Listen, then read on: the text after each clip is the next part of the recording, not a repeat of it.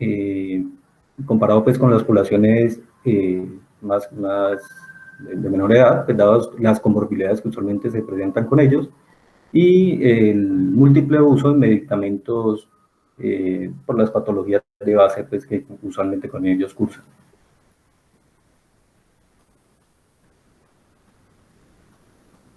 En los países occidentales, pues, la incidencia es entre 100 a 150 casos por cada 150.000 habitantes, y la mortalidad variable, siendo en últimos estudios se encuentra entre el 1.5 y el 2.5%, variando un poco pues con Europa, en la cual se reporta inclusive una mortalidad de hasta el 10%.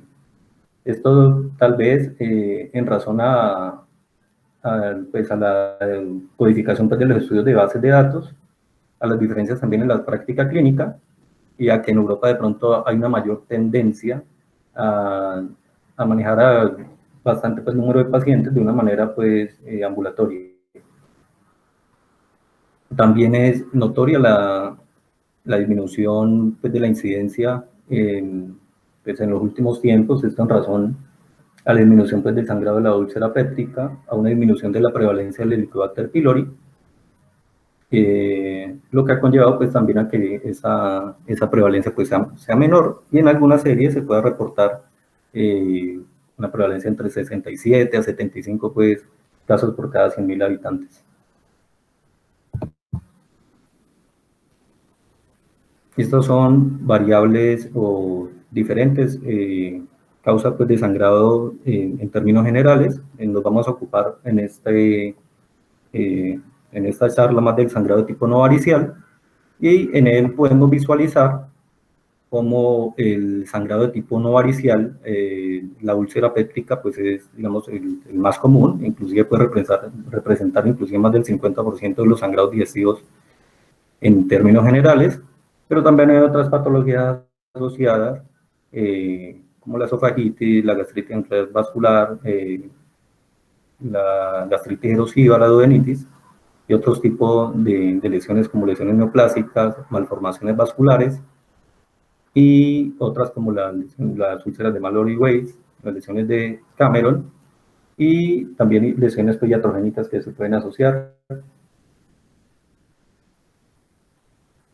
En términos generales, la hemorragia pues no varicial es menos común, la hemorragia varicial es menos común, y puede representar entre el 10 y el 15%, y las otras causas pues, podrían rondar entre el 25 al 35%. Esta es la guía del Hospital Universitario San José del año 2014, en la cual pues, se realiza pues, un esquema del manejo que debemos hacer en el servicio. Y la idea es que después de la charla y con los aportes de la misma, pues logremos crear algún consenso o algunos cambios que pudieran mejorar pues, la atención de nuestros pacientes en la institución.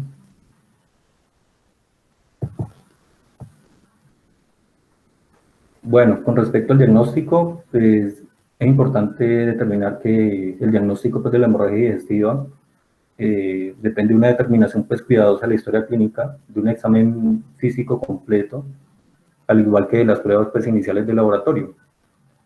Todo esto pues, nos va a dar una información de si el sangrado sí corresponde realmente a una región pues, proximal al ángulo de Treitz. Entonces, digamos que el diagnóstico inicial pues, debe centrarse en una muy buena historia clínica. Hay que hacer, pues, preguntar las características del sangrado, si se refiere más a un sangrado tipo melena, si es hematemesis, o el tiempo de evolución del mismo. Al examen físico puede determinar si hay dolor o no hay dolor abdominal, si pudieran haber causas que pudieran explicarlo, o indicios como por ejemplo la ictericia o alteraciones vasculares superficiales que pudieran decirnos que pudiera tratarse de X o Y patología.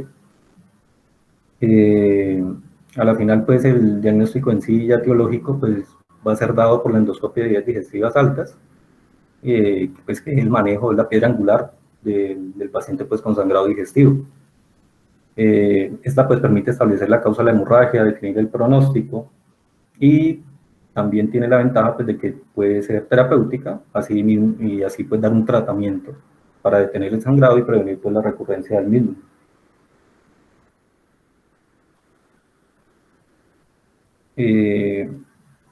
Entonces, en términos generales, casi siempre la hemorragia digestiva se divide en una hemorragia varicosa y una no varicosa. Nos vamos a ocupar de la hemorragia de tipo no varicial.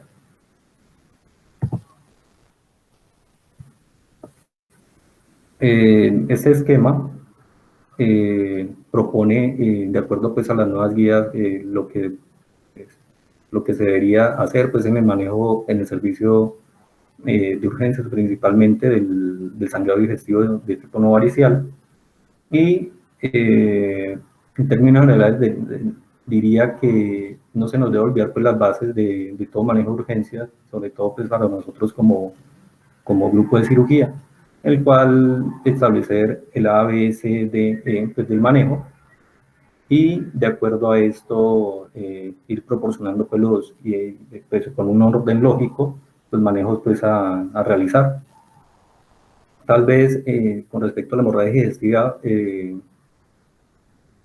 la D en ese esquema que tenemos como de seguimiento en el manejo de nuestros pacientes, en el trauma y pues en esta situación que también es de importancia o que puede comprometer la vida, tal vez en esta D sería, digamos, reemplazada por medicamentos, drugs, y la E, pues, por la endoscopia, pues, como tal. Entonces, este sería como el orden, vamos a ir desglosando, pues, cada parte de acuerdo a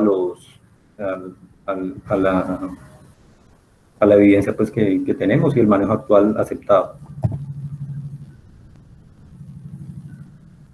Bueno, entonces inicialmente, al iniciar el manejo, pues debemos considerar en la letra A el manejo de la vía aérea, determinar si el paciente tiene o no un riesgo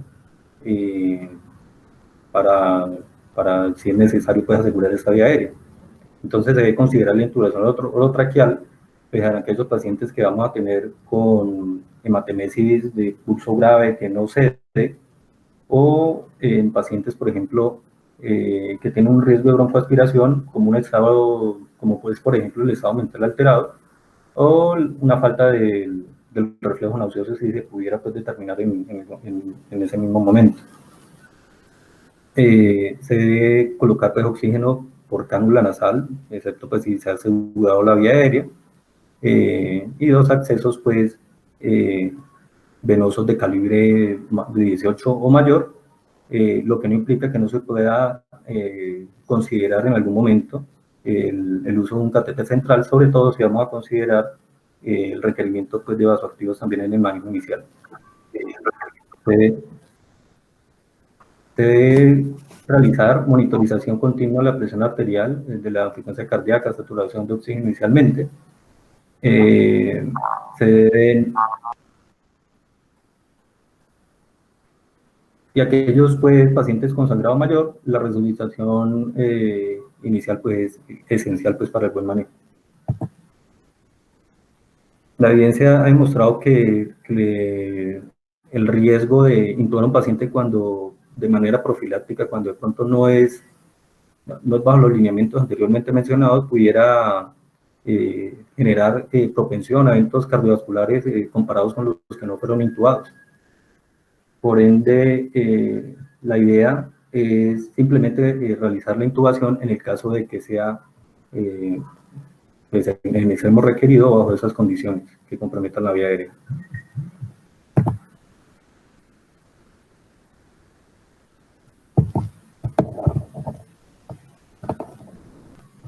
Con respecto a en el lineamiento, pues seguiríamos con la reposición de líquidos. En este tópico, decir que la elección pues, de los líquidos para la reanimación inicial no es tan clara, que no hay ningún ensayo clínico autorizado que haya evaluado la reanimación con líquidos específicamente en el sangrado digestivo pues, superior. y que los datos prácticamente que tenemos se extrapolan pues a estudios sobre trauma, como ya lo hemos revisado pues en ocasiones anteriores. En este aspecto, pues no ha habido una diferencia significativa entre el uso de coloides o cristaloides pues, en términos de mortalidad y inclusive un ensayo clínico de 15.802 pacientes encontró una disminución en el riesgo de insuficiencia renal aguda en aquellos pacientes que fueron manejados con líquidos pues, como el lactato de Ringer o la solución salina comparado pues, con estos otros manejos. También importante con respecto a la reanimación restrictiva, que puede ser mejor en pacientes pues, con choque o por lo menos hemorrágico de cualquier etiología, o por lo menos no menos importante pues, que otro manejo. La transfusión sanguínea, pues en caso de sangrado sanguinante, se debe hacer también con una excepción en estos casos, se debe administrar pues, la que sea requerida por la clínica, de acuerdo a la clasificación del choque, pero también se ha demostrado que la transfusión pues, restrictiva se asoció pues, con una menor mortalidad y también se asoció con un menor resangrado comparado pues, con la transfusión más liberal. Entonces, esta transfusión restrictiva pues hace referencia más a un valor límite para transfusión de 7 gramos de decilitros, exceptuando pues, pacientes que pudieran tener patología cardiovascular asociada o cirrótica pues, también asociada.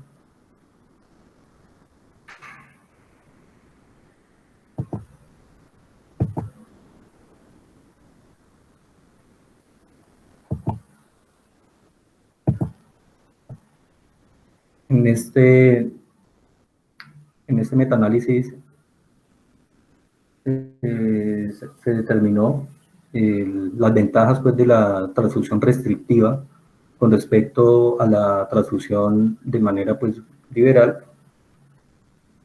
en el cual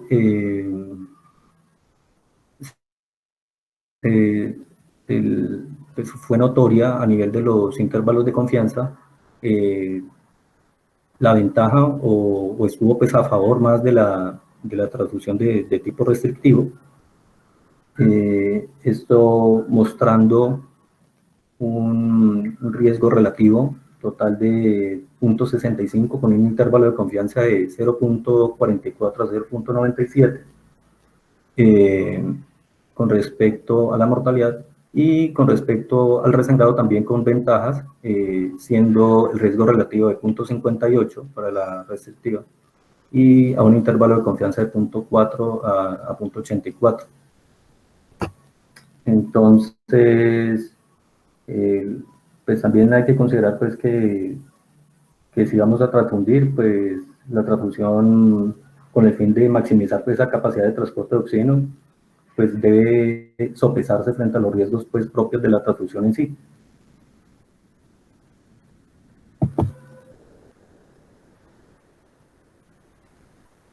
Con respecto al manejo de preendoscópico y con inhibidor de bomba de protones,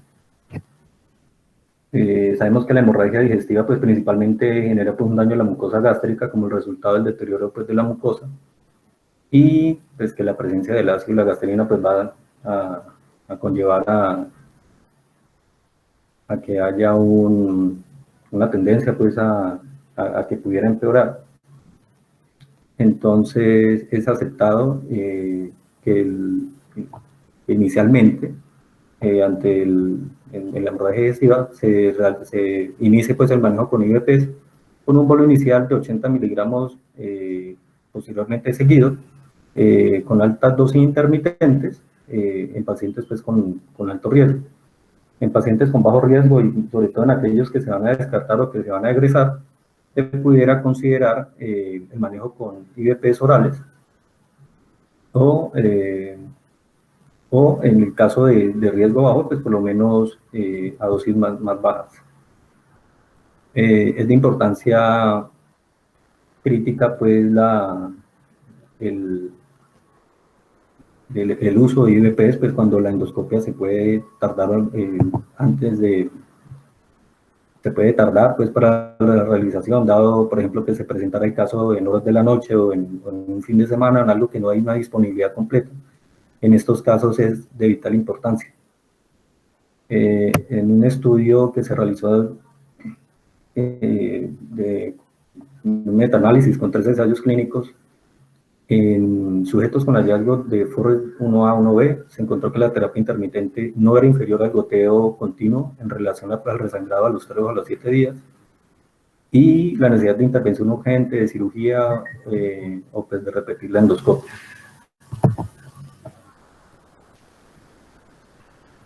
También un metaanálisis con 6 ensayos clínicos con 2.223 pacientes concluyó que el uso pues, de estos fármacos previo a la endoscopia se asocia con una disminución marcada de los signos de sangrado, al igual que la necesidad de terapia endoscópica. Hay algunas guías como la NICE británica que de pronto no soporta su uso de rutina previo a la endoscopia. Pero digamos que la mayoría de las guías pues lo soportan y ese sería pues como el manejo pues ideal. Hay otras terapias que de pronto no se incluyen de rutina o con gran aceptación en términos generales en las guías de manejo, pero también otro de los manejos preendoscópicos que podrían considerar es el uso de eritromicina, usualmente en dosis de 250 miligramos, unos 30 120 minutos previo a la endoscopia, la cual ha mejorado sobre todo la visualización durante el acto endoscópico, y también está asociado a una disminución pues, en la estancia hospitalaria posterior al manejo.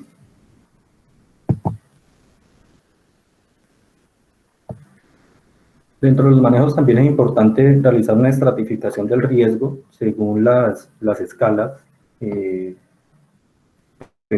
las que se disponen. Los puntajes de estas escalas pues, son de importancia, pues, sobre todo para predecir el riesgo, principalmente poco después de la presentación del caso, pues para orientarse pues, en el manejo.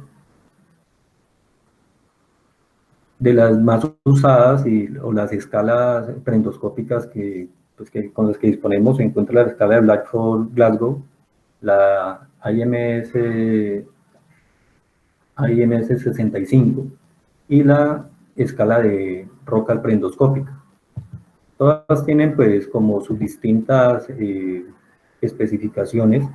Sin embargo, la escala de Blackford-Glasgow ha sido como más precisa identificar a aquellos pacientes con un bajo riesgo, en los cuales, pues, con bajo riesgo para intervención clínica, y se consideraría, y muchos estudios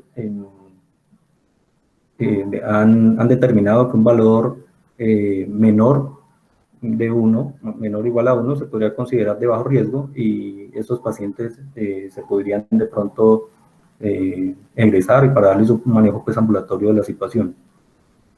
Por su parte, la escala IMS 65 pues, tiene también unos valores que podemos encontrar en exámenes clínicos en instituciones en general de fácil acceso. Y pues ella tiene más que ver con la predicción pues, de la mortalidad. En ella encontramos un puntaje de 0 a 1, que es una mortalidad entre el 0,3 y el 1,2%, pues comparados con los puntajes de 4 o 5, que corresponde a una mortalidad más elevada entre el 22 y el 32%. La escala de Rockall preendoscópica tiene como valor el 0, y ella también nos es útil siendo que un valor de 0 indicaría ausencia pues, de riesgo como tal para un manejo pues, endoscópico pues, como tal, inmediato. Un valor pues, superior a ese indicaría pues, la necesidad de intervenir en algunas series, aunque fue hecha principalmente para predicción de mortalidad. El Glasgow-Blatchford pues, varía entre 0 y 23, y es discutido porque en muchos estudios alrededor del mundo ese valor para que se considere bajo riesgo es variable. Inclusive hay algunos estudios que hablan de que un Glasgow-Blatchford menor de 2 podría tener una sensibilidad hasta el 98% para predecir la, un bajo riesgo y por ende no realizar pues, un manejo urgente en el caso de que presentara esta patología. También la misma escala que realmente en muchas series se ha mostrado superior en términos generales, cuando se combina capacidad para predecir la necesidad de intervención y mortalidad y otros parámetros, pues ha tenido también digamos, una ventaja sobre otros tipos de escalas.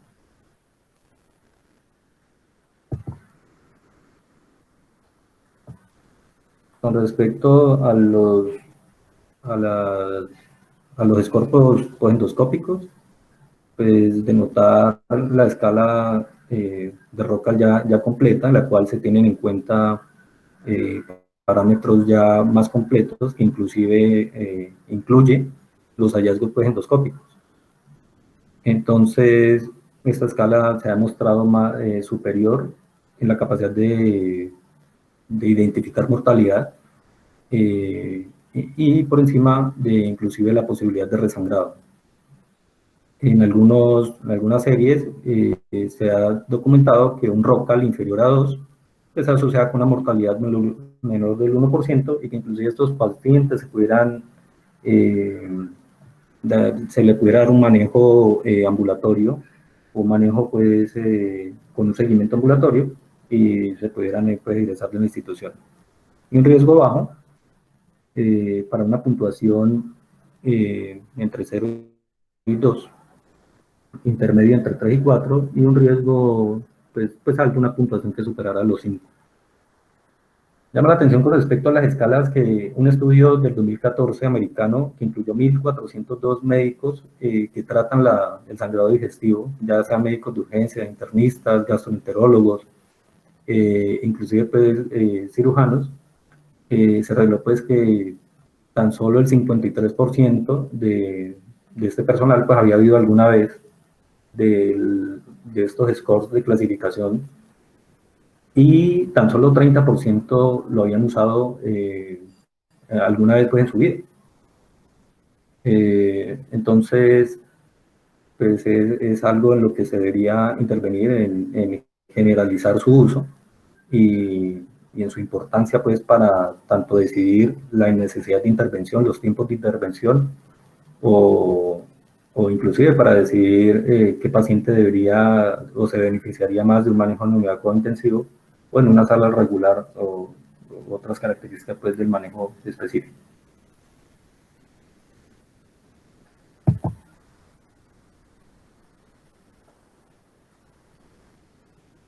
De rutina, no se recomienda el uso de sonda pues, nasogástrica.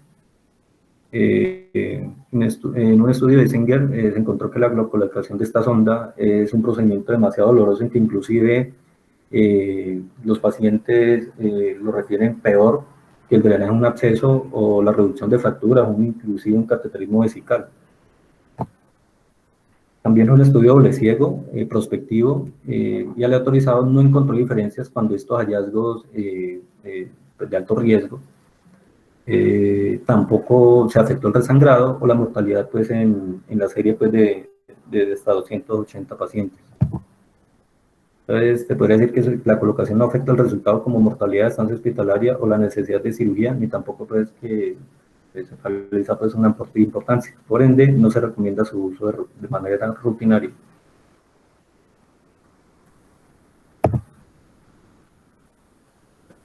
Con respecto a la necesidad o el tiempo pues, para realizar la endoscopia, la mayoría de las series e inclusive pues, reportan pues, que la endoscopia debería realizarse dentro de las primeras 24 horas, con excepción pues, de aquellos pacientes que tienen un mayor riesgo o los pacientes que han presentado pues, con un alto riesgo de complicación, los cuales se pudieran beneficiar de un manejo endoscópico en un tiempo inferior, incluso que pudiera ser hasta de 12 horas. Es decir, que en estos pacientes se debería considerar la realización de la endoscopia en ese tiempo, menor a 12 horas. En este estudio se mostró una significancia estadística, eran 97 pacientes. En el grupo de tratamiento, pues, se incluyeron pues, estos pacientes con un tiempo de menor a 13 horas, o sea, menor a 12 horas, y aquellos con más de ese tiempo. Y en estos pacientes, que a la vez correspondían al subgrupo de alto riesgo, pues hubo una significancia estadística con respecto a la mortalidad y también pues con respecto a al tiempo de estancia pues, hospitalaria. Pero para la mayoría de los pacientes, y se evidencia en estos estudios, no hubo pues, diferencias entre un manejo más allá de las 24 horas o hasta las 24 horas, pero los pacientes que se manejaban hasta en 24 horas pues también tenían el beneficio de un menor tiempo de estancia y también tenían el beneficio de tener un diagnóstico, digamos, un poco más rápido y muchos de ellos pues se podían pues egresar también y definitivamente pues eso también va a afectar las cifras ya mencionadas. Esta tabla la traigo a colación, corresponde a un estudio observacional de 12.600 pacientes, esto fue en Dinamarca, que presentaban pues, hemorragia digestiva alta asociada pues, a úlcera péptica. En este estudio se sugirió un beneficio en la supervivencia al retrasar la endoscopia durante 12 horas en pacientes que estaban hemodinámicamente estables, con una puntuación de 3 a 5 pues, del ASA. Entonces vemos cómo retrasar un poco la endoscopia en aquellos pacientes en este estudio mostró pues un beneficio en la supervivencia, siendo para este estudio una ratio de 0.48 con un intervalo de confianza de 0.3 a 0.67. Es la línea que se observa roja. Y en la parte de abajo se observa pues como pues, la misma intervención, pero pues, en pacientes con asma unidos. Entonces, pues, con respecto pues, al tiempo, cómo pudiera tener un beneficio el retrasar un poco la endoscopia en estos pacientes desde el punto de vista ya de su estabilidad, inclusive en estos pacientes en ASA 3 y 5, que usualmente son pacientes más complicados.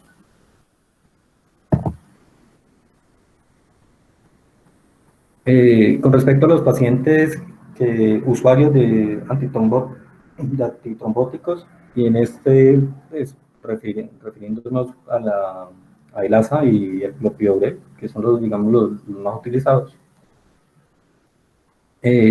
Por decir que en un reciente estudio observacional multicéntrico de 619 pacientes que requirieron terapia endoscópica, se informó que el 44% estaban ingiriendo pues, estos medicamentos, ya fuera clopidogrel, y en 25% de estos pacientes la toma era pues, combinada, era de ambos. Es un gran número de pacientes que se nos presentan en los servicios, hasta el 44% usualmente van a a tener pues estos manejos pues asociados que van a generar pues un poco más de pericia y con mayor riesgo que pues, pacientes que no los ingieren.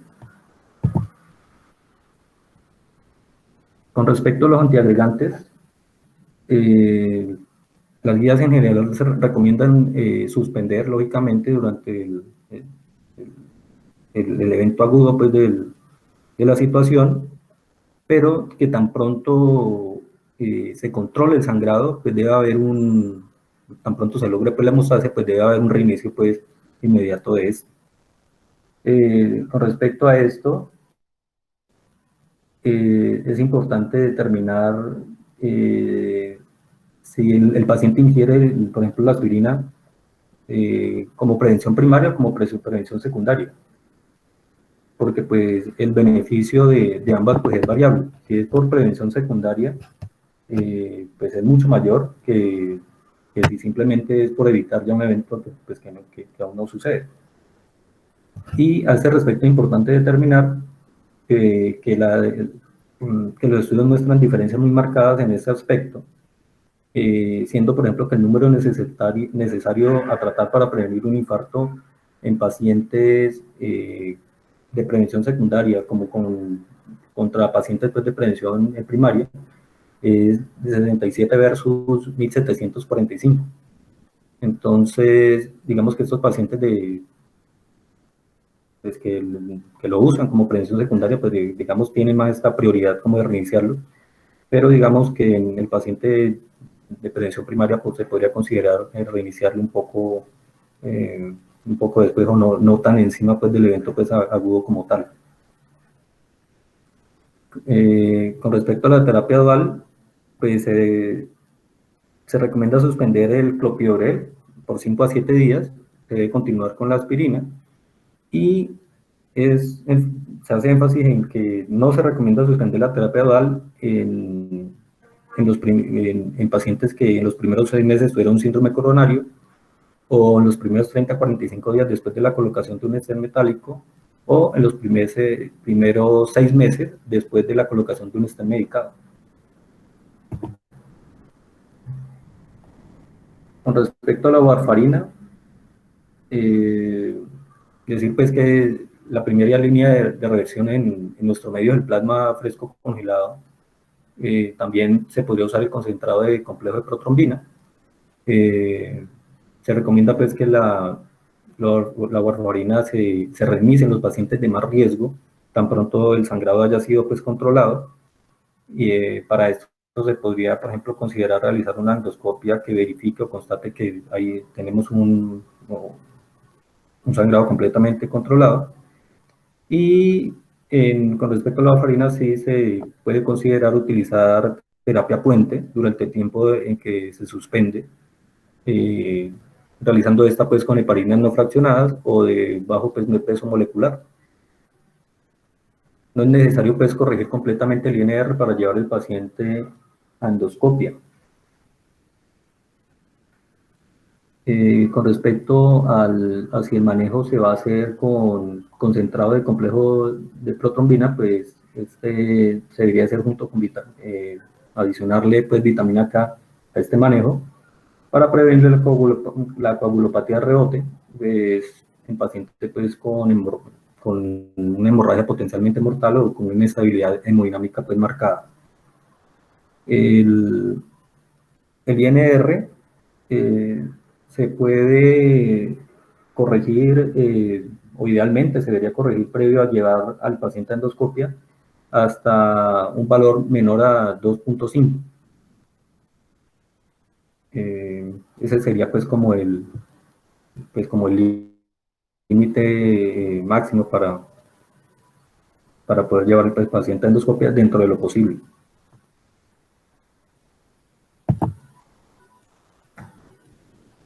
Con respecto a los nuevos anticoagulantes orales, hacemos referencia pues, al dabigatran, el rivaroxaban, el apixaban y el edoxaban. El dabigatran, pues, inhibidor de la trombina, y los otros inhibidores del factor 10A. Se considera que Si el paciente no cursa con falla renal o hepática, lo mejor que podemos hacer es esperar a que pase, digamos, el efecto. Digamos que lo usual es que ese efecto desaparezca entre las 2 y las 24 horas. Algunas guías europeas refieren que el mejor antídoto pues, para estos medicamentos es simplemente el tiempo, pero pues se pueden haber manejos específicos dependiendo pues, de la situación específica como tal. No requieren un antídoto específico, tan solo existe para el dabigatran, que es idarazixumab, y se considera que si la última dosis de estos anticoagulantes fue hace más de 12 horas, en pacientes sin riesgos predisponentes, pues es poco probable que, digamos, que genere una un efecto pues, más nocivo de lo que ya es el sangrado pues, como tal. En los casos de que se haya consumido pues, este anticoagulante recientemente, y sobre todo pues, en las 2 a 3 últimas horas, se podría considerar el lavado gástrico y con carbono activado pues, para este caso. El complejo protrombínico se podría considerar, pero no hay evidencia pues, del uso de vitamina K o plasma fresco congelado para reversar su efecto. Se podría considerar hemodiálisis solamente en dabigatran, dada su baja unión a proteínas, la cual es como el 35%, y los otros anticoagulantes pues tienen una alta unión a proteínas, como el rivaroxaban 95% y apixaban 87%. Por eso en estos no sería útil pues, realizar el hemodiálisis. Se debería realizar la terapia una vez que el sangrado se haya controlado y no se recomiendan terapias puentes pues, con heparinas.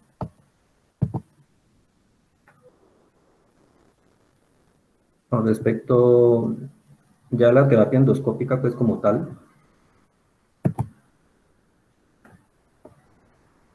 aquí pues para recordar un poco la clasificación de Forrest, en las cuales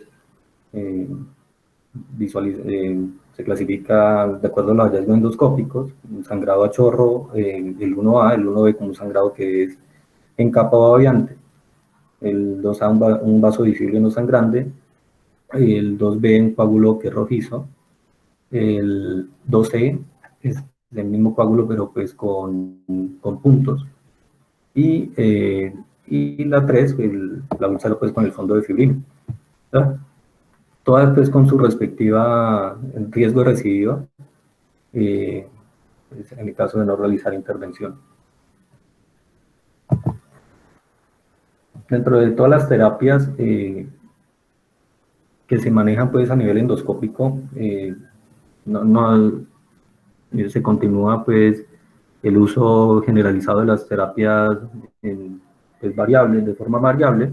Tenemos las terapias inyectables que corresponden al uso de epinefrina, generalmente a una dilución de 1 en 10.000, la cual se inyecta pues, por cuadrante alrededor de las lesiones, principalmente pues, a nivel de las úlceras. Y hay otras sustancias como esclerosantes como el etanol, la etanolamina y polidocanol, que se inyectan máximo 1.2 mililitros por sus efectos adversos. Usualmente estas terapias inyectables no se recomiendan como monoterapia y casi siempre viene asociada a otra pues que refuerce pues, este manejo. Adhesivos tisolares también como la trombina, fibrina, pegamento de cianoalcrilato también han sido usados. El problema con esto es que han reportado algunos efectos adversos que incluyen perforaciones y daños del equipo endoscópico. Con respecto a la terapia térmica, pues hay varios elementos que se usan.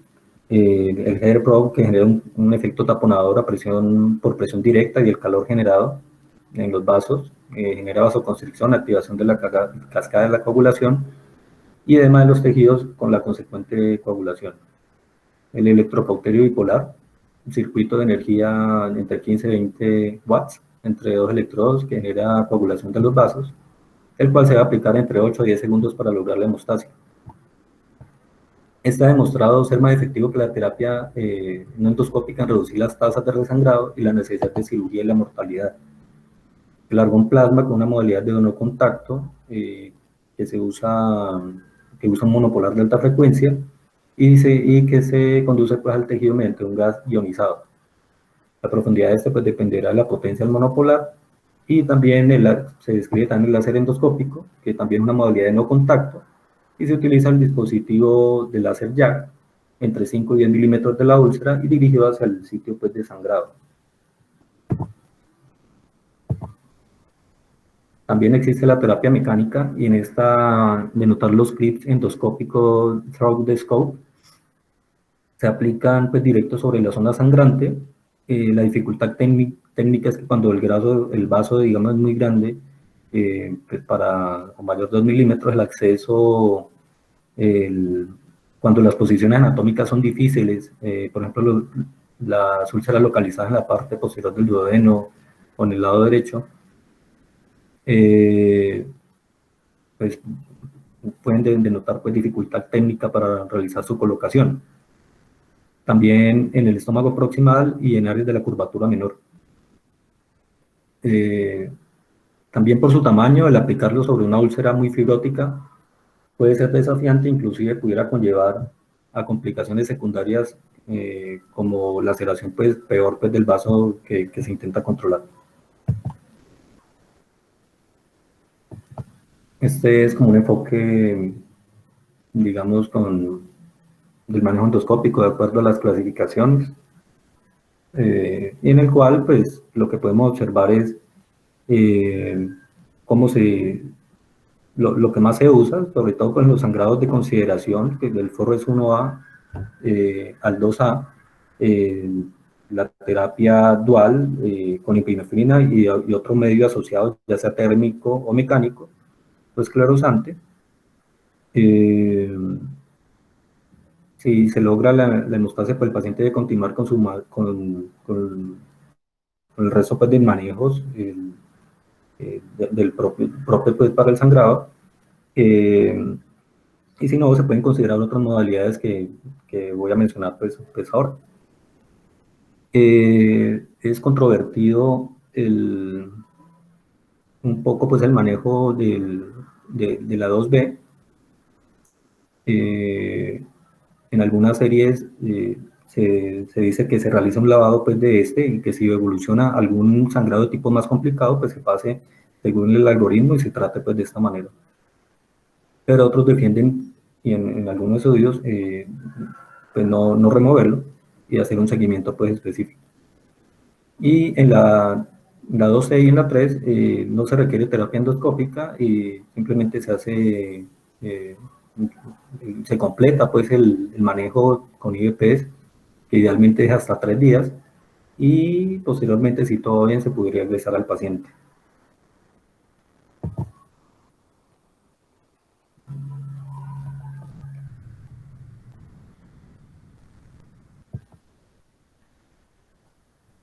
Existen tratamientos endoscópicos emergentes o nuevos.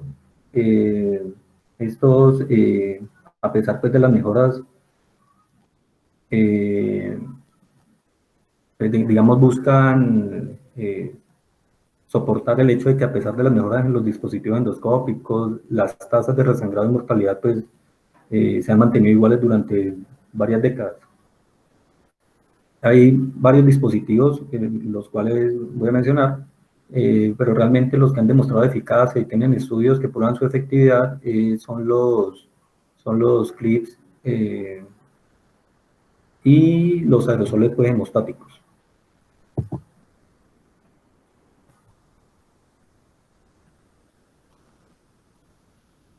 Estos son, para mencionar, las terapias pues, tradicionales y los tratamientos emergentes, ya sean inyectables, las terapias térmicas, las mecánicas, como el over the scope clip o TSC, los sistemas de sutura como el Apolo, y los tópicos dentro de los cuales se resalta pues el hemospray, más pues siendo que este pues tiene como evidencia o estudios que soportan pues sus beneficios. En esta, en esta gráfica, para mostrar unas lesiones muy complejas pues que causan sangrado, en la figura se observa pues, un vaso con un sangrado a chorro, en la de una úlcera fibrótica con un vaso sangrante, eh, en la C cómo se han colocado múltiples clips para inducir hemostasia en el intento de ese control hemostático, y en la D una úlcera fibrótica grande, pues con un vaso que es visible. Las úlceras que se localizan posteriormente pues dificultan tener la aplicación endoscópica, ya como lo ha mencionado, dado el campo de trabajo de la mayoría de los endoscopios que son sobre el lado izquierdo. Esto pues dificulta técnicamente el manejo de estas lesiones. El over the scope clip o OTSC es una de las terapias modernas o nuevas que han dado pues, más de qué hablar últimamente y que se han tornado como la alternativa para el sangrado, para el resangrado. Inclusive algunos estudios lo soportan como una gran alternativa para manejo inclusive primario. Este inicialmente se usó para manejo de perforaciones endoscópicas y fístulas, y aproximadamente desde el 2014 se incluyó como una terapia pues, para el sangrado, para la resección de lesiones tumorales o mucosas y para la fijación también de stent esofágico, siendo su principal uso actual el manejo pues, en el sangrado pues, digestivo alto, no varicial.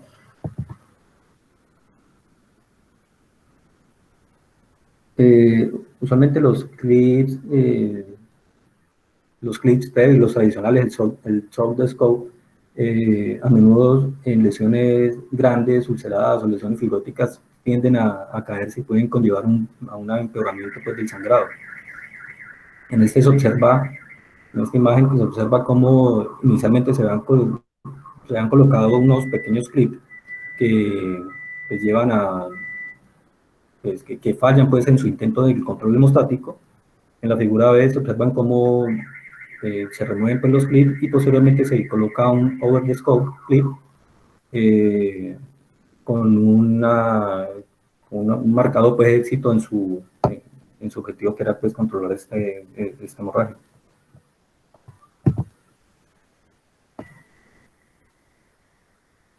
Entonces, el over the scope tiene varios estudios. Desde el 2014, 3 grupos publicaron sus primeros estudios con este dispositivo, pues entrando en la terapia refractaria para el resangrado.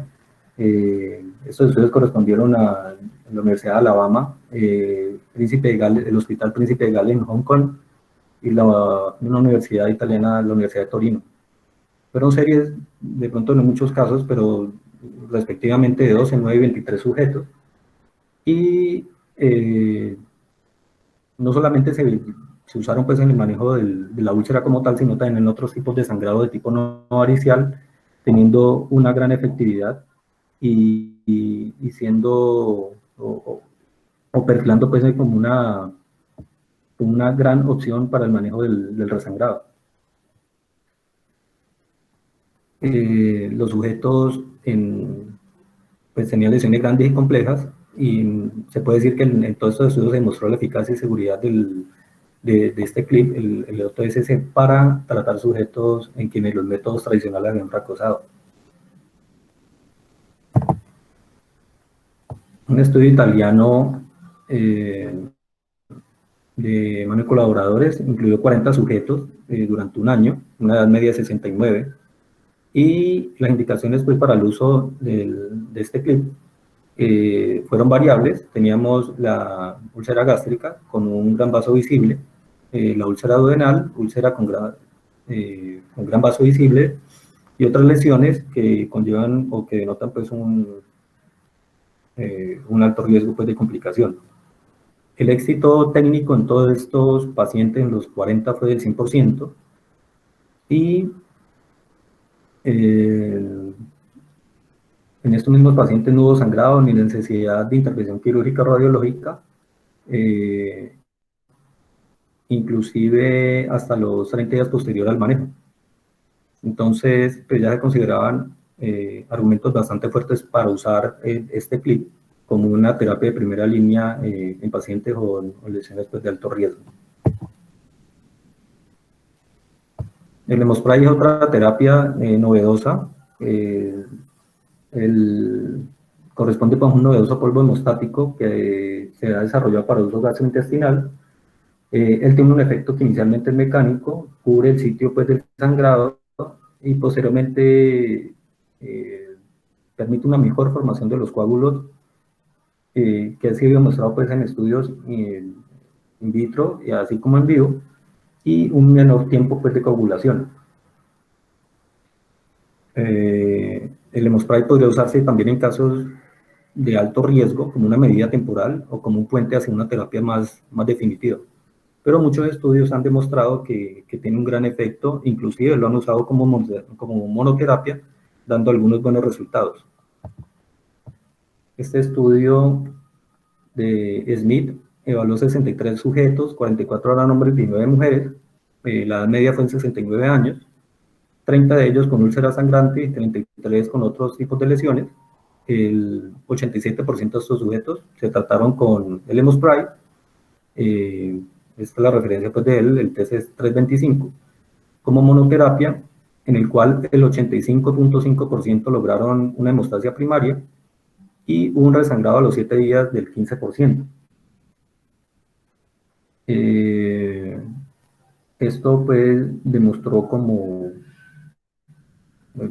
es una gran alternativa, sí tiene un resangrado, pero se orienta como un manejo alterno y complementario, o para un control inicial en el sangrado pues, digestivo.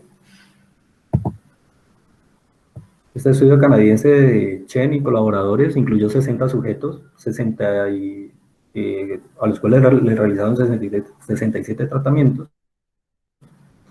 Se incluyeron 21 pacientes con hemorragia de tipo no varicial no maligna y 19 con sangrado de origen maligno. La hemostasia inmediata se logró en el 98.5% de los casos, y de estos, tan solo 6 casos, el 9.5% tuvieron un resangrado temprano. Importante este estudio, digamos que es la demostración de la eficacia pues, del Hemospray para tratar casos de sangrados de origen maligno, que en otros casos o en muchas ocasiones es de difícil control. Entonces sería una muy buena alternativa para estos sujetos.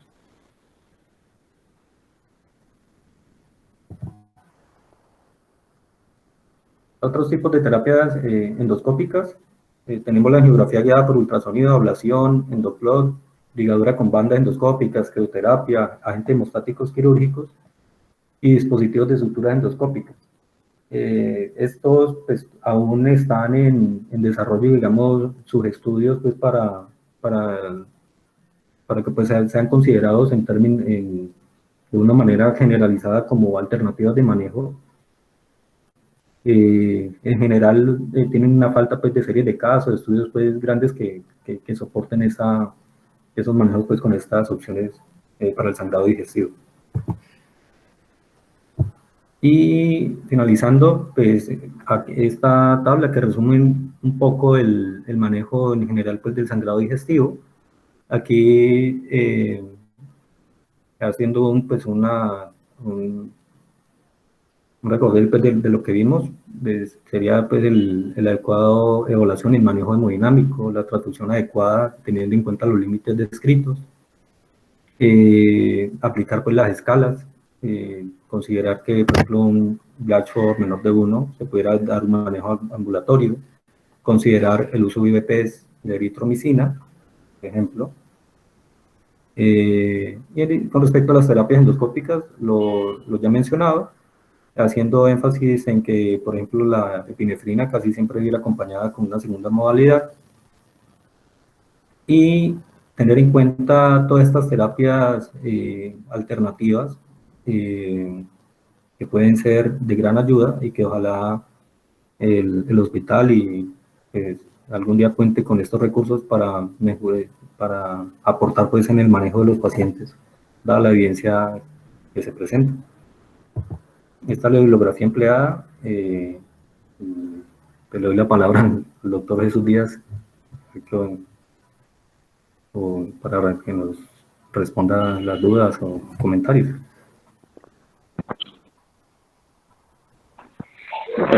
Buenas tardes. Buenas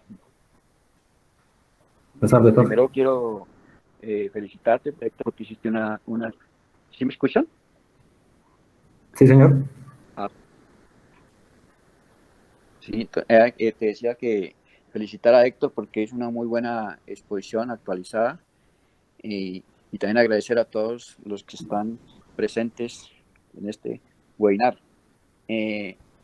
Pues respecto a lo que se mencionó en la charla, pues yo creo que todos tenemos un conocimiento amplio al respecto y pues haciendo recordar rápidamente, pues el inicio del sangrado digestivo, que es el sangrado como que corresponde a cualquier otro tipo de sangrado, ¿sí?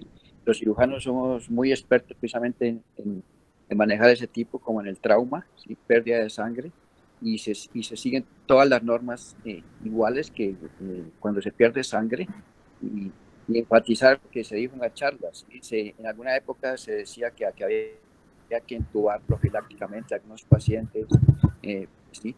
Eh, cuando no, y eso pues demostró que no era beneficioso. Entonces hoy por hoy es las mismas indicaciones que tienen al paciente cuando lleva por sangrado por cualquier otra causa que el paciente debe intubarse, ¿sí? Eh, en cuanto a pues a las escalas que aunque no son universalmente usadas y un porcentaje muy alto en otros, precisamente con el estudio que está haciendo Héctor, la idea es introducirlas a nuestro manejo rutinario en urgencias y es claramente que las dos que nos van a servir pues son las de Glasgow Blackboard y la IMS 65. Preendoscópicas y para la posendoscópica la de Roca, que obviamente incluye la endoscopia, ¿sí? En cuanto a lo que dijo del manejo, pues es muy claro ya. Hay que nosotros venimos de hace rato tal vez utilizando monoterapia, en algunos casos seleccionados a juicio de nosotros sin seguir de pronto un patrón exacto. Utilizamos la terapia dual, sí, que es lo que se debe hacer. La recomendación es esa, y obviamente con el advenimiento de todas estas formas mecánicas y el hemospray, sobre todo las formas mecánicas, los clips y como el OESCO, me parece a mí que es un arma muy buena que no la hemos utilizado muy poco, una vez, en mi caso es personal, ¿sí? Y no fue precisamente para un sangrado, pero yo creo que es fácil de usarlo. Los que pues, hacemos endoscopia, que se simula mucho a la colocación de una ligadura de bandas.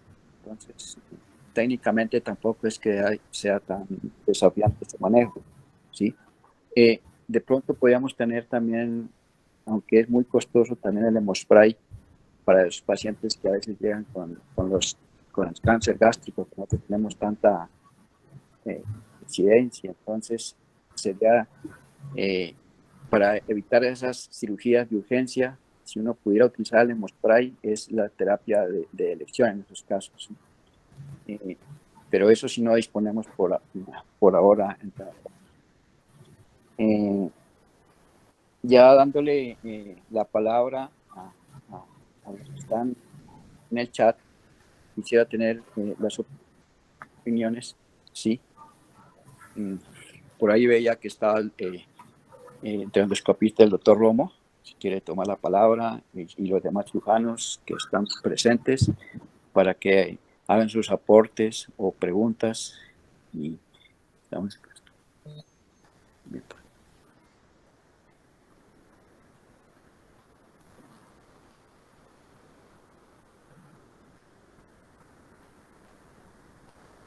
¿Aló?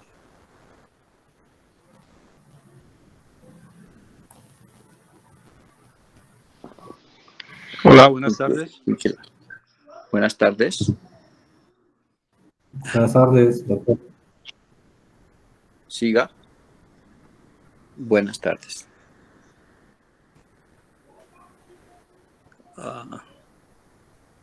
Sí, doctor, lo Sí, buenas, escuchamos. habla Buenas Daniel tardes. Delgado, yo creo que no estoy identificado ahí. Chucho, ¿cómo están? Yo, Daniel, qué bueno. Creo que le estás dando la palabra al doctor Romo, yo no sé si el doctor Romo iba a No, hablar, ¿cómo está? si me metí. No, seguí, está bien. Bueno, quiero felicitar al doctor Triano, creo que ha sido una conferencia muy didáctica y para recordar algunas cosas. Hay que tener presente que el 85% de los sangrados digestivos altos no varicosos se den espontáneamente.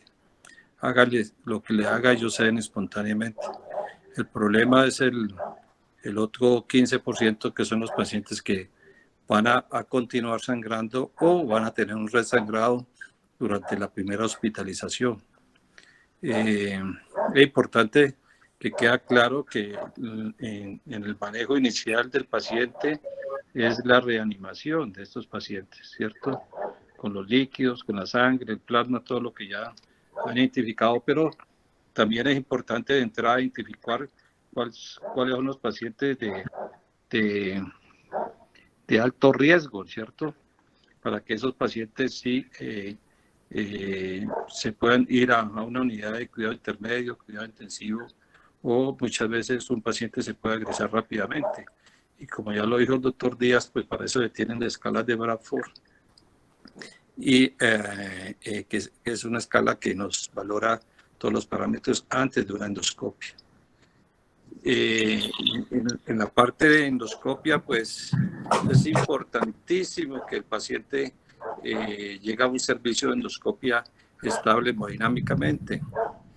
Muchas veces hemos tenido situaciones donde el paciente priorizan la endoscopia sobre la estabilidad o la parte inicial del paciente, ¿sí? Entonces, eso es importante tenerlo en cuenta para la gente o el personal o el grupo de médicos que manejan los pacientes en un servicio de urgencias. Ya lo otro sería hablar de la parte endoscópica. No sé, Chucho, ¿quieres comentar algo de esto?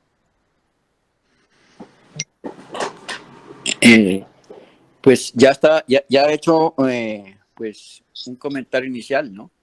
Y básicamente es lo que acaba de decir Héctor, pues, ¿sí?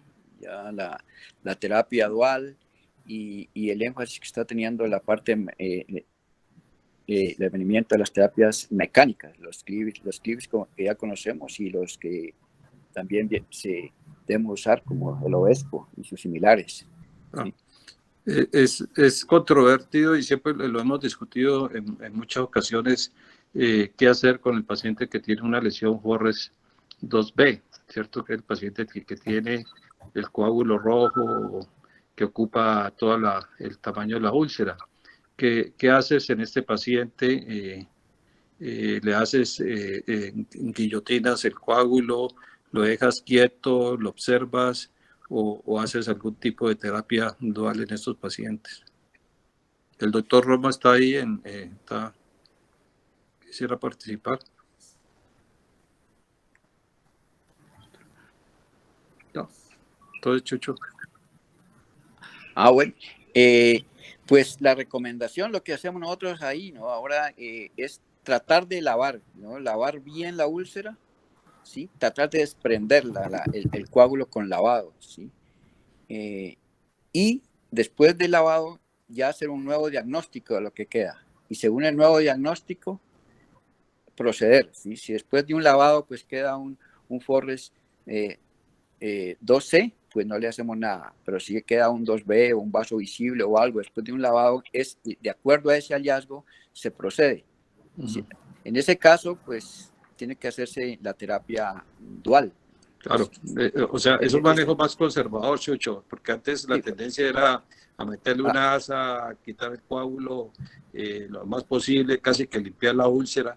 Ahora, pues la idea es hacer una irrigación fuerte y si queda el coágulo estable, pues eventualmente no hacerle nada. O si cambia a una lesión 2B, 2A, perdón, pues sí, ya se maneja con un vaso visible, ¿cierto? De acuerdo, sí. Inclusive también es importante tener en cuenta como los antecedentes del paciente para tomar esta decisión, ¿no? Si es un paciente que ha estado sangrando activamente, ha estado inestable, es un paciente de edad de más de 75, 80 años o una lesión grande, profunda, pues ahí también hay que actuar de una forma diferente, ¿no?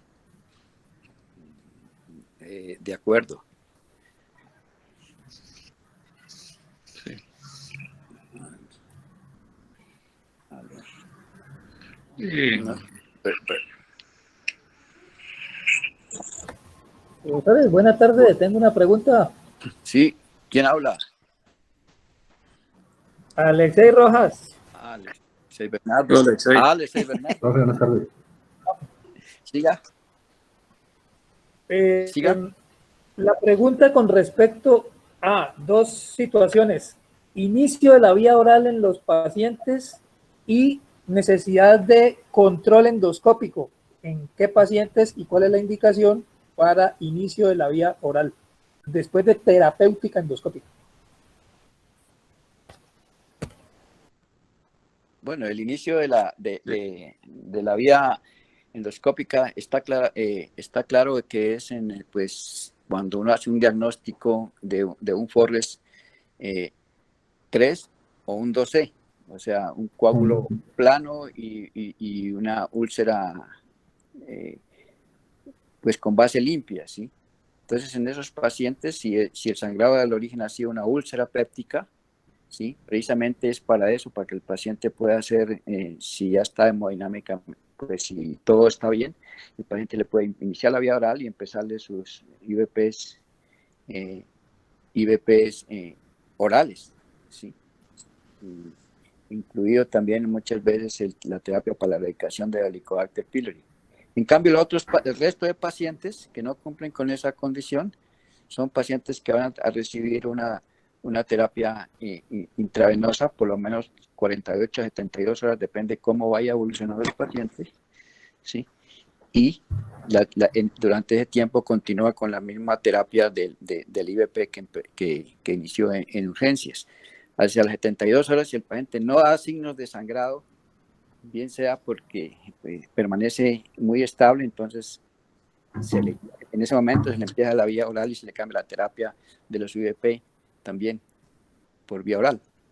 Esa es más o menos la terapia. Y otro es, ahí hay un seguimiento clínico de los pacientes, aparte de la parte clínica, pues los signos vitales y otras cosas que pueden decir que está uno sangrando, es el tacto rectal, ¿no? Que muchas escuelas pues le hacen diario para ver si las melenas van aclarando, y es otro parámetro más para ver que el paciente pues ha parado de sangrar, y también se le puede dar alta iniciando todo por vía oral.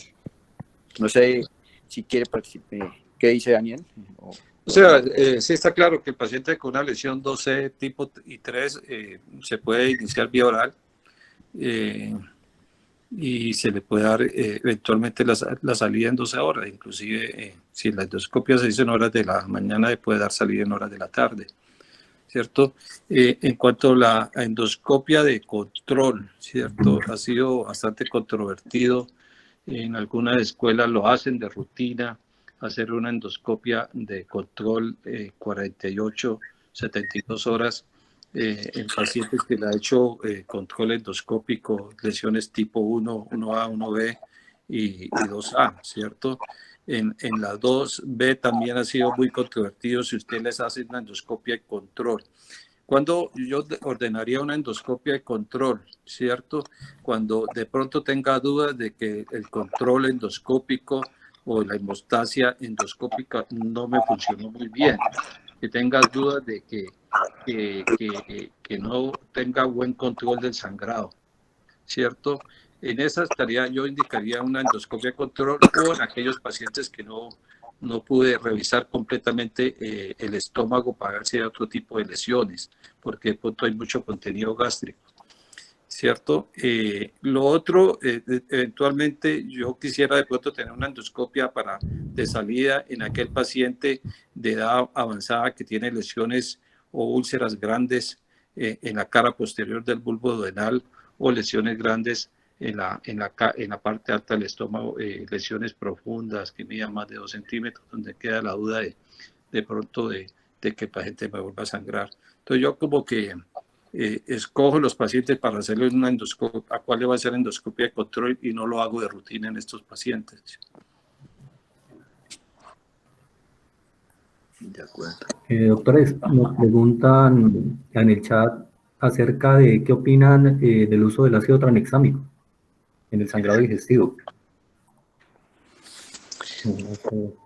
El uso tranexámico es igual como ustedes, como lo se está utilizando ahora en cirugía, ¿sí? O sea, no están en muchos protocolos, no aparece, sí, pero uno puede hacer una extrapolación, ¿sí? Y ese es lo que yo opino. No sé, doctor Daniel, ¿qué opina?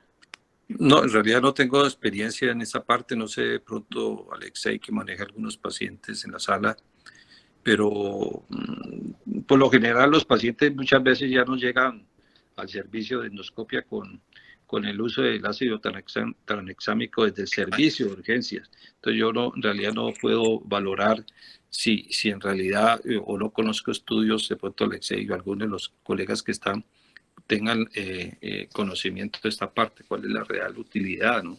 No sabría.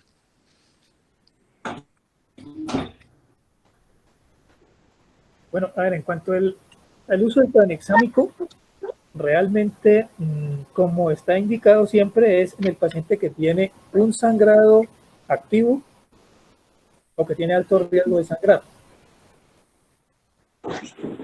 Entonces, si uno recibe un paciente con inestabilidad hemodinámica o que uno cree que tiene suficientes factores de riesgo, pues debería iniciar el uso del tranexámico. ¿Qué problema tiene el tranexámico? Y es justamente los pacientes que necesitan antiagregación o que están anticoagulados porque justamente en su condición pues protrombótica del ácido tranexámico pues aumentaría el riesgo de un evento para esos pacientes. Eso sería lo que hay que considerar. Doctor, y con respecto al tiempo, que resulta que las series hablan de que cada 15 minutos pues hay una caída, digamos, en su efecto benéfico, y que su beneficio más allá de las 3 horas desde el inicio digamos, del episodio de sangrado, pues realmente no tendría un beneficio más allá de las 3 horas. No sé, los profes gastro, en su práctica clínica. Triana, justamente por eso, o sea, como uno no recibe, la mayoría de las veces uno no recibe el paciente casi nunca en menos de 6 horas de que esté sangrando. Entonces, por eso, a la mayoría de los pacientes, y como el doctor Delgado bien lo dijo, el 85 o más se autolimitan, entonces por eso a la mayoría de los pacientes nunca hay que colocarles tranexámicos. Es un caso extremo donde yo tengo un paciente que sé que está sangrando activamente, que está en un choque hemorrágico, que se me va a morir y le pongo el tranexámico. Okay. Pues una de las preguntas del chat también es, ¿cuál sería la indicación para mandar una endoscopia ambulatoria a un paciente que haya tenido una hemorragia digestiva? Pregunta Alcibiades, no sé si se trata de aquel paciente que se egresa porque de pronto su riesgo es muy bajo, un Gladstone por debajo de 1, o si se trata, en la pregunta, a aquel paciente que se le hizo un manejo y que posteriormente, y la pregunta es si ese manejo requiere un control ambulatorio. ¿Nos puede especificar? En cuanto a la segunda parte, Triana. O sea, Ok, el paciente que se le realizó un manejo endoscópico y si es requerido un control endoscópico ambulatorio. Sí, ajá. Lo que pasa es que las cosas van cambiando, ¿no? De pronto, si esa pregunta me la hacen hace 3 meses, yo digo, antes de esto de la pandemia, Yo le digo, todo paciente debe tener una endoscopia, ¿cierto? Además que estamos en un hospital de remisión, un hospital universitario, donde tenemos un servicio de endoscopia abierto casi las 12 horas del día, excepto los domingos. Entonces, este paciente tenemos la oportunidad de hacerle siempre la endoscopia y poderlo ingresar con un diagnóstico, que es lo que nos interesa. Pero si esta pregunta me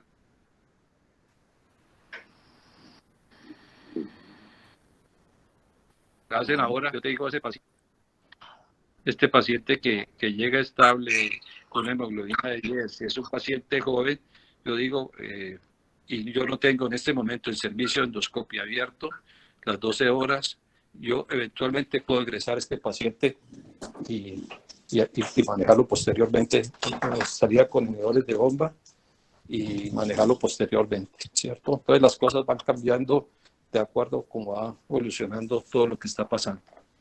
No sé, Chucho, ¿qué opinas?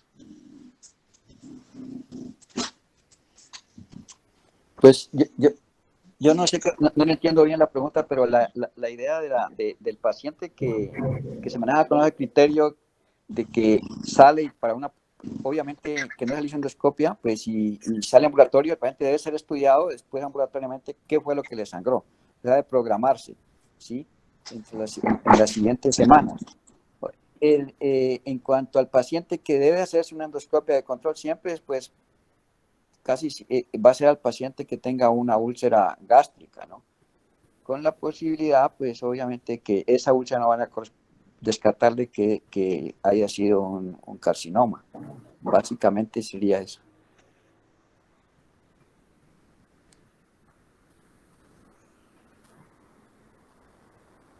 Profe, con respecto a las terapias con IVPs, ya posterior al manejo inicial de 48 a 72 horas con IVP en los pacientes, digamos, la terapia de manejo ambulatorio con respecto a los diferentes tipos de hallazgos endoscópicos, ¿cuál sería el manejo para el seguimiento ambulatorio de estos pacientes con IVP? Es decir, ¿por cuántos días y a qué dosis?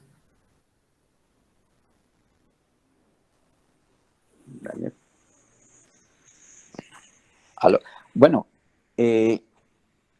si el diagnóstico ha sido una úlcera péptica, pues se maneja como una úlcera péptica, ¿sí? De 4 a 12 semanas debe recibir los IVPs. Y si es la úlcera duodenal, debe agregarse el tratamiento para Helicobacter pylori. Y si es gástrica, pues como se le va a hacer una segunda endoscopia, en la segunda endoscopia veremos si tiene o no Helicobacter pylori para darle el tratamiento para Helicobacter pylori. ¿Sí? No sé. Daniel, ¿qué opina?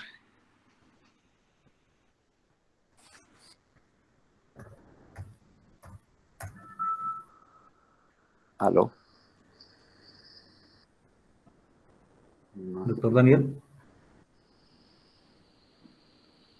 Es que se pierde un poco el sonido. Ahí No sé si quedó claro. O sea, la úlcera duodenal, el manejo debe ser por 4 semanas, ¿no?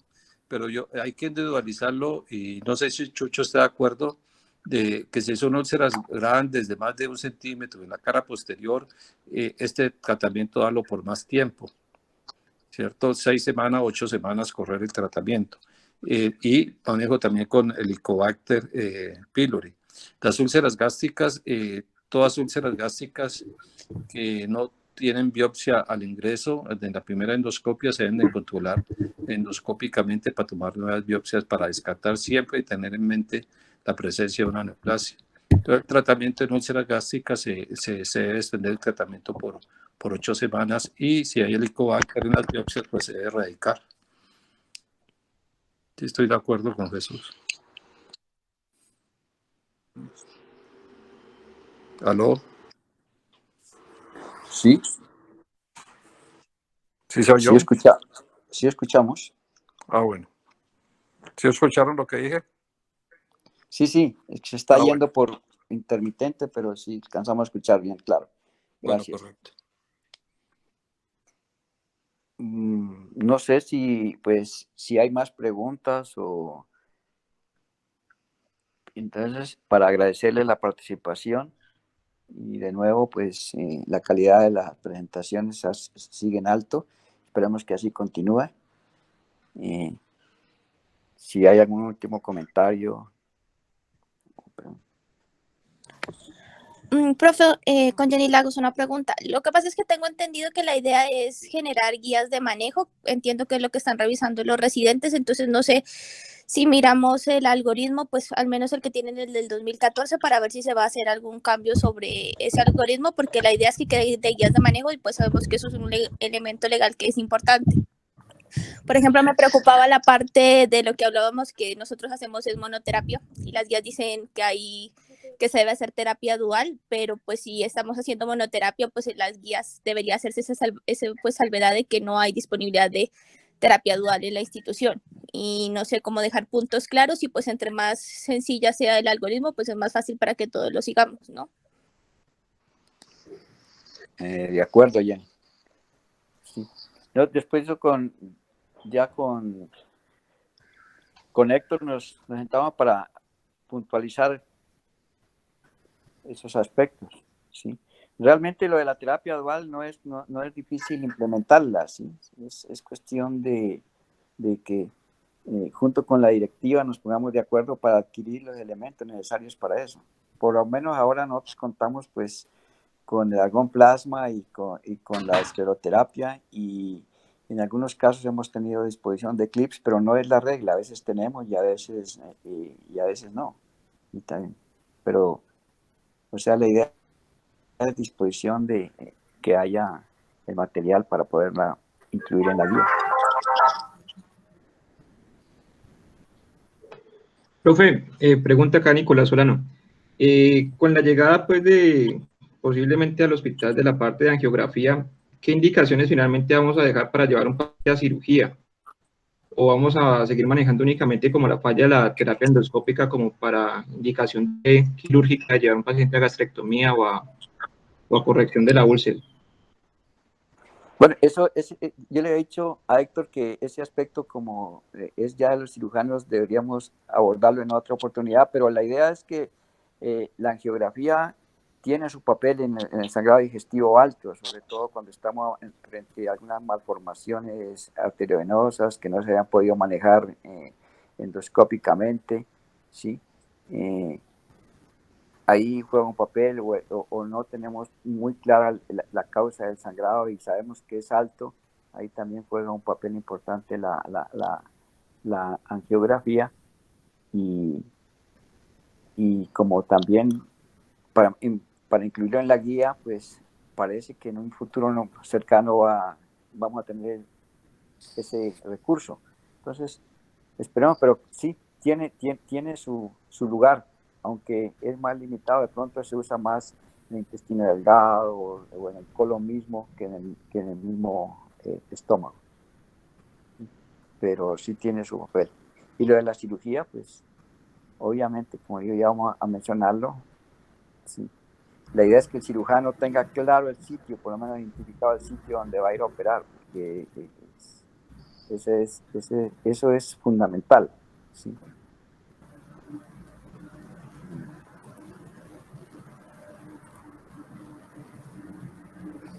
¿Aló? Sí. Daniel, ¿qué opina? Sí, o sea, todo paciente que lo vamos a llevar a una laparotomía para corrección de un sangrado, posiblemente de una patología gástrica, lo ideal es que tenga una endoscopia previa para poder que el cirujano ubique bien la lesión para hacer un tratamiento, por decir, más localizado en la lesión que está sangrando. Y no como le tocó hace unos días a un colega que le tocó que abriera un estómago para descubrir dónde está la lesión con aumento de la morbilidad y la mortalidad. Y la angiografía, pues sí tendría un papel importante en aquellos pacientes en los cuales continúa sangrando y en aquellos pacientes que hacen resangrado después de algún tipo de las terapias endoscópicas practicadas en ellos. O que yo creo que sí cumple un papel importante, así sea en un porcentaje muy bajo de los pacientes, pero sí de pronto nos puede evitar llevar un paciente a un tratamiento quirúrgico. Perdón, también la angiografía pues es un papel importante cuando el sangrado viene pues de la vía pancreática, que lo llaman como amusocus pancreático, o de la vía biliar en el tipo de la hemofilia, y es un papel fundamental, ¿sí? En esos casos la angiografía es fundamental y creo que es la terapia de elección.